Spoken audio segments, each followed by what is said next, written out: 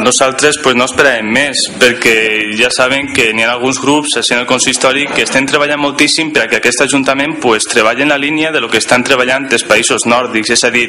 augmentant la democràcia participativa i sobretot l'horizontalitat, que és com ha de ser. Però en canvi, així, cada vegada, amb tots els respectes per a la ciutadania de Guinea Equatorial, ens trobem en que aquesta institució se sembla més a un Ajuntament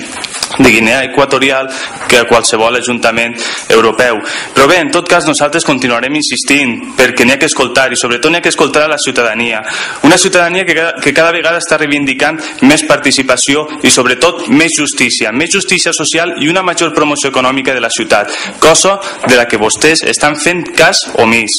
Per aquest motiu nosaltres presentem aquest debat perquè pensem que és imprescindible que en la situació d'excepcionalitat que estem vivint la gent diga la seua, perquè això no és una cosa d'una persona ni és solament una cosa de la gent que estem així sentats. S'ha d'obrir les portes de l'Ajuntament per a que entren les propostes, com he dit abans, dels empresaris, dels autònoms, dels sindicats, dels col·lectius, dels barris,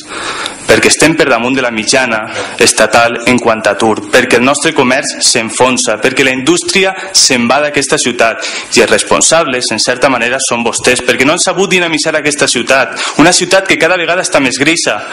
i més endeutada, com he dit abans, amb un 120% d'endeutament, i així nosaltres el que volem és que se participe i sobretot que se consensuen solucions. No podem quedar-nos amb els braços creuats i d'esquenes a la població.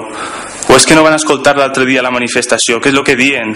Reclamaven drets, reclamaven serveis i nosaltres ni tan siquiera ens els escoltem. En aquest sentit, nosaltres pensàvem que aquest debat era imprescindible per tal de fer uns pressupostos el més acurats possibles, perquè conforme hem dit i reiterem, els pressupostos municipals són la ferramenta més important que tenim per a poder intervindre en la societat. I vostès la segresten. I no és que la segresten, sinó que en dona un tant de rubor sentir com defenen la llei del procés pressupostari, però si vostès l'estan incomplint, si el dia 15 d'octubre haurien d'haver portat un pressupost provisional i així no hem vist ni quina serà la carpeta del pressupost, com fan bandera d'allò? No es donen compte que aquest Ajuntament és jeràrquic i aquesta jerarquia ens està portant a una situació d'anomalia democràtica? Per això nosaltres pensem que el fet d'haver fet aquest debat hauria pogut ser un punt d'inflexió i sobretot molt important, però ja veig que vostès continuen en la mateixa línia,